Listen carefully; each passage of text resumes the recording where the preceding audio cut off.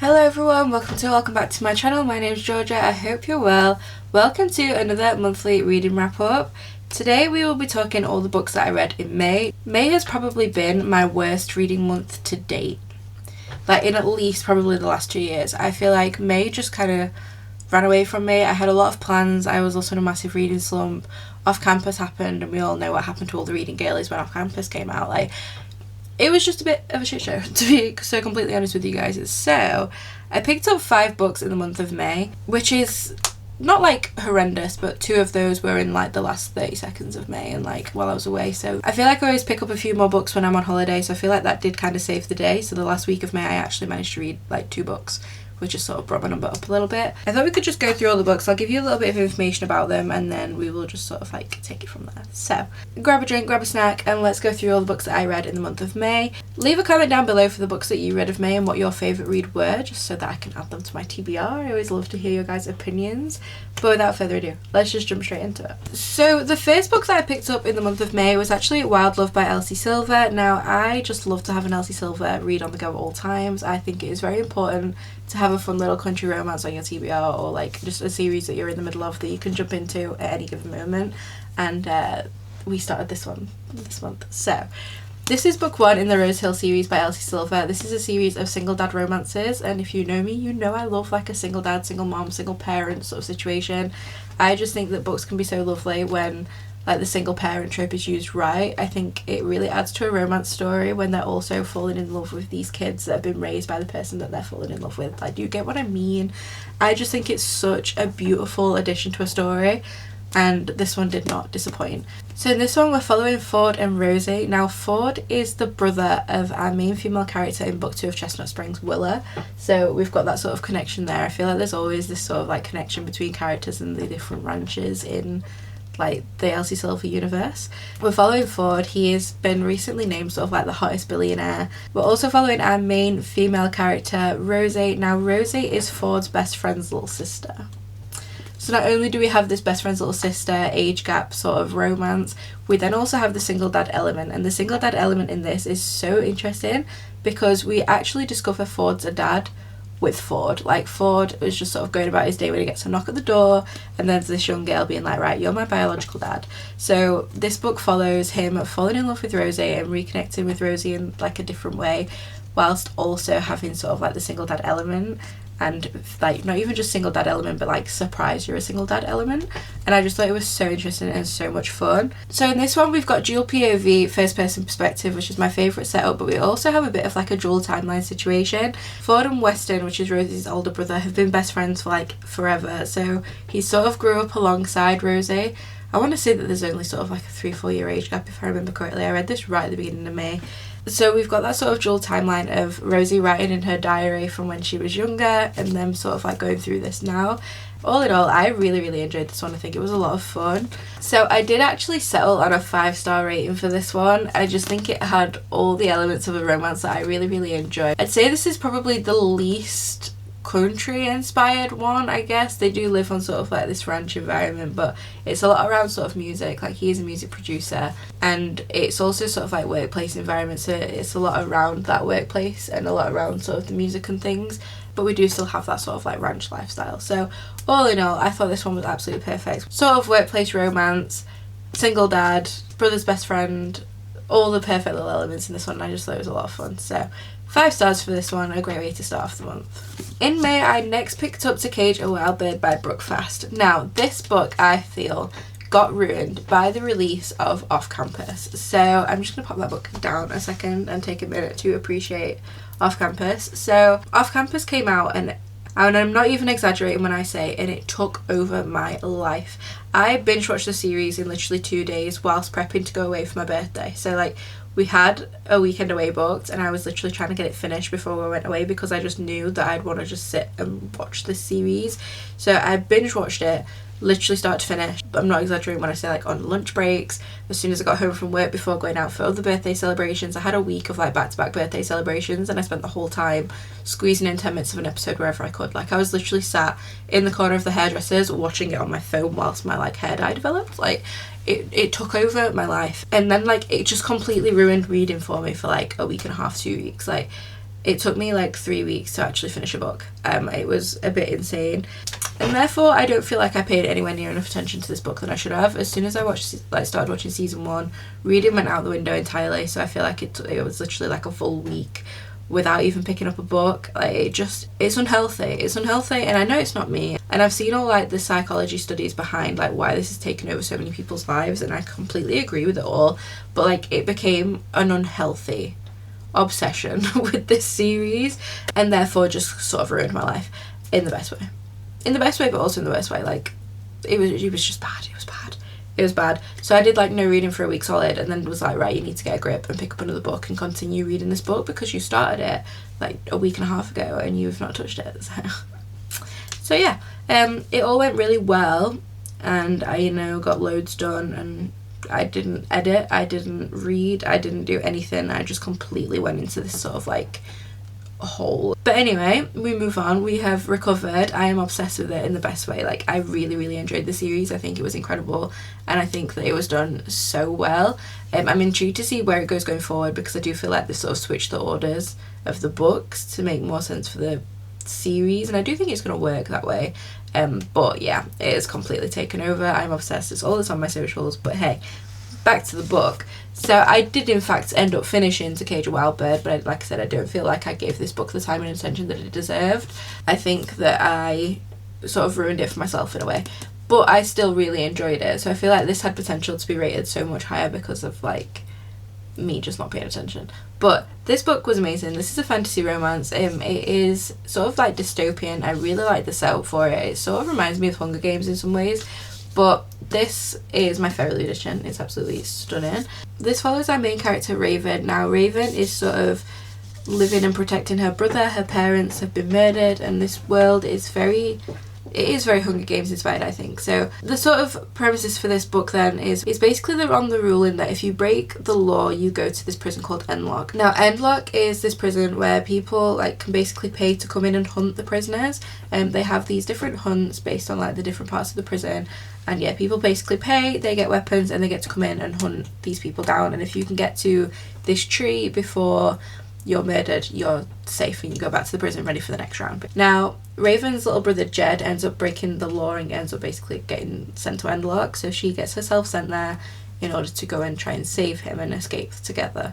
There's a lot on sort of like a bit of a rebellion. There's a big group trying to sort of figure out how to take over or to destroy the current leaders, I guess. There's a lot of politics in this one, so if you like a book sort of like heavy on rebellion and politics and things like that, I do think you'll really enjoy it.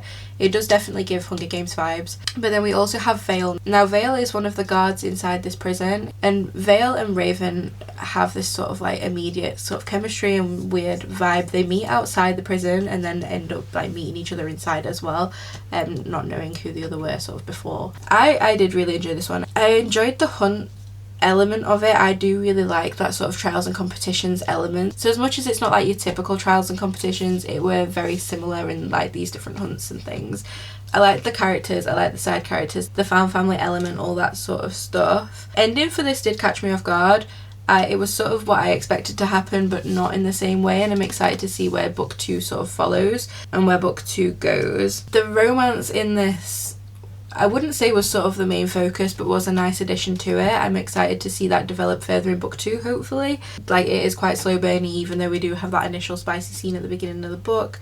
I do really like the romance in it. It definitely felt just like a nice addition, not a main focus, but this is definitely focused around saving a brother, getting to the prison. I all in all did really enjoy this. I've rated this as a 4-star on Goodreads, but I do think it's probably more of like a 3.5, 3.75 maybe, but it's always difficult with halves because you can't really do that on Goodreads, can you? So I have rated it as a 4. It's definitely like higher 3, but yeah, I did enjoy this all in all. I'm excited to see where it goes. I will be continuing on with the series, but ruined it for myself in being in a off-campus wormhole. So, and then to try and sort of like please that part of my brain that was still obsessed over off-campus, I did decide to read The Goal by El Kennedy. This is book 4 in the off-campus series.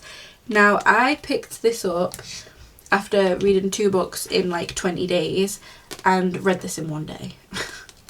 So that sort of gives you a bit of an idea of where my head was at. So this is Tucker's book. Now Tucker doesn't really have much going on in season 1 of Off Campus, so I'm kind of glad that I'd not ruined anything for this book, if that makes sense. I should have probably read this before picking up the series just in case. I really enjoyed this one. So Tucker is so quiet in the series and so like tame. He doesn't have much screen time really in the series, so I didn't know what I was going into with this one. I didn't really know what to expect. I'd not seen anything about it, anything about the tropes, and this one was just perfection. It was so good. So this has made me then like think back of this TV show and been like, oh my god, I am so excited for Tucker's story. Like Tucker is such a like quiet, tame, like mama's boy, super caring. He is like the caretaker of the group. He does all the cooking, the cleaning, things like that, and like this book just makes total sense. So I'm not giving you any spoilers because it does say it on the back, but this one is a unexpected pregnancy trope, and I love an unexpected pregnancy when it's done right. So if you know me at all, if you've watched any of my other videos, you'll know that I love that trope in a book, but it has to be done in the correct way, and in this way it absolutely was. Like Tucker's reaction to everything, how he took the news and how he just sort of got on with it, and how he made this the perfect sort of situation for our female main character Sabrina in this book is so much fun.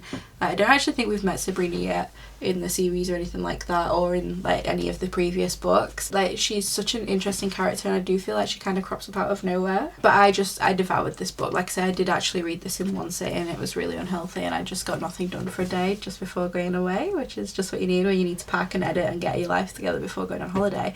It was just perfect. It's so bingeable. This entire series is just so bingeable, and this is sort of like the last one in this series. There is Legacy that kind of covers all of them, but I'm going to wait till I've read the Briar U series to read the Legacy book, because apparently there's a bit of a crossover between them. So this is the final book in this series. I am going to mark this one as completed now anyway, because obviously I don't want to read Legacy until I've finished the rest of the books in this sort of like universe. So all in all, really enjoyed it. I did settle on a 4-star for this one. I had the most fun. It was so bingeable, so much fun, so like gripping, and just I love Elle Kennedy's writing anyway. I feel like it's so easy to read and you like so easy to get lost in. All in all, a really enjoyable time. I highly recommend reading the Off-Campus series if you haven't so far. Just be prepared for it to completely consume your entire life. I've had a few questions on what I feel is the right way to read / watch the Off-Campus series. I would definitely recommend reading them first. I always recommend reading a book before watching like a film or a series of said book. I think it's so much better that way round. As an absolute minimum, I would read the first 3 books, because we do touch on sort of all 3 books in season 1 of the TV show. I would say that I don't feel like I got any new information on this book after watching the series. I would recommend an absolute minimum the first 3 books. You want to read Garrett's book, John Logan's book, and Dean's book before picking up the TV show at an absolute minimum. But obviously if you're only 1 book away then, so what's 300 pages in the grand scheme of things? So I would recommend reading the series first, but I don't feel like I ruined this book for myself having watched the TV show. So absolute minimum, first 3 books. 2 more books, nearly there. So the 4th book that I picked up in the month of May was Taurus Season by Bryn Weaver. This is book 1 in the Seasons of Carnage trilogy by this author. I devoured this. I thought this was so much fun. This is very similar to her Ruinous Love trilogy in that we have another set of like serial killer romances. I do actually think that this trilogy is going to be following the same couple throughout all 3 books, which I was really shocked by.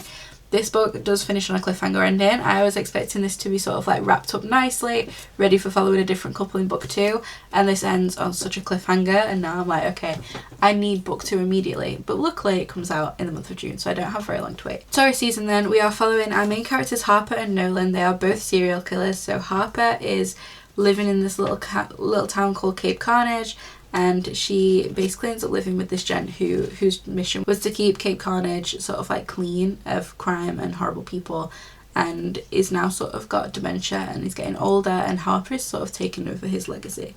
Now we then have Nolan, who has come to Cape Carnage to basically get revenge on this really tragic accident that happened to him a few years back. He's had this sort of like bucket list of murders and people that he needs to cross off his list, and his final one being Harper. Now Harper, obviously also being a serial killer, isn't going to go down without a fight, but they end up having to sort of strike up a truce, as there's this sort of true crime investigator who's coming to Cape Carnage looking for a story. So we have the enemies to lovers trope in this. It's really fun watching their banter and their back and forth, and like how casually they talk about murder and crime and all that sort of stuff, and them helping each other try and stay under the radar for this like amateur investigator, if that makes any sense. But this one was a hell of a lot of fun. I really enjoyed Bryn Weaver's writing. I just think the banter in these books are incredible. I really like the sort of serial killer rom-com element of it. I think it's so funny watching these two serial killers just chat so like casually about people they've killed and what they're going to do with their next victims and how they're disposing of these bodies, and I just think it's so funny. I love it. I absolutely love this stuff. A serial killer romance has become like one of my top like setups. I just think it's so funny. It's just so funny. And this was no different. So like I said, a big cliffhanger ending, so I would wait till book 2 comes out to even read this one, because I need to know what happens. But obviously there's going to be a third book, so I'm going to have quite the wait between reading book 2 and book 3 now, which is going to drive me crazy. But a really fun time. All in all, really enjoyed this one. I settled on a 4.5. I love it. I think it's so much fun. I cannot wait to jump into book 2. The final book that I picked up in the month of May was actually an ARC that I received. So we have read The Someday Garden by Ashley Poston. This book comes out on the 16th of June, and do you know what? I actually had a really lovely time with this one. This one follows a sort of gardener on the run from a bit of a previous life. She's coming to terms with the loss of her best friend. She's grieving. It's her sort of trying to figure out what she's going to do going forward when she's lost the most important thing to her. So there's a really lovely message in this one. It's really heartbreaking sort of watching her struggle with this grief, but in escaping her previous life she actually ends up back at Lilymore, which is a place they went to visit together 10 years ago, and they made a promise then that they would come back in 10 years regardless of what was going on in their lives at the time, like madness of they've had kids and work and all that sort of stuff. They promised that in 10 years time they would come back here and meet up and catch up. So she ends up actually coming back to Lilymore as the sort of head gardener, prepping for this big celebration. Now I thought the first half of this book was a little bit slow for my liking. I wasn't bored, but I do feel like I was a bit like, can we pick up the pace and get into this a little bit more? And then I would say from like the 60% mark, I absolutely loved this. I was enjoying it before, it was just a little bit slower than I'd like, but the second half of this really picked up. We had really fun romance, and we have this sort of like love triangle element between the two nephews of the woman who runs or owns these gardens. I really enjoy Ashley Poston's writing. I think that she has such a lovely way of writing these really deep topics and these conversations around grief, while having these really fun magical elements in there. While tending to Lilymore, she comes across this secret garden with a door that never appears in the same place twice, and there is a man trapped inside these secret gardens that can't get out. And I just think that magical element was so much fun, and like watching her try and figure out how to get him out and how to save him, and whilst they sort of tended to these gardens, this magical garden, the sort of connection between that and the importance of these gardens to all of our characters, I just thought it was so sweet. We have a lot of amazing side characters in this as well, and I feel like all the friendships within this were just as important as the actual romance that were going on at the time as well. And all in all, just really sweet and really lovely. I have settled on a 4-star rating for this one. I did enjoy it. I think I didn't quite enjoy it as much as I enjoyed the 7-Year Slip. I did still have a really fun time with this one and really enjoyed the characters and the sort of like underlying story, as well as the very fun and sweet romance and friendships. So all in all, a good little reading month. Another 4-star read. So they're the 5 books that I picked up. Like I say, it's been probably my slowest reading month. I have definitely been in quite a big reading slump, as well as just being super busy this month with all the birthday plans and holidays and things like that. So I did have a really fun time with the books that I read. I do feel like I've picked up some good ones this month. And yeah, pretty solid reading month. As I said earlier, let me know what you read this month. Give me sort of like your best book of the month so that I can add it to my TBR for future. And if you've read any of the books that I've mentioned in today's video, then do let me know what you thought of them in the comments down below. I always love hearing your guys' opinions. We've definitely had a good little reading month. I'm so happy with the books that I picked up, even though it weren't as many as usual. Thank you so much for watching. If you enjoyed this video, don't forget to like, comment, subscribe, all that fun stuff. And as always, my social media, my Amazon, my Goodreads and my business email are all in the description bar below. Thank you so much for being here. I really hope you're well, and I hope to see you in the next one. Take care. Bye.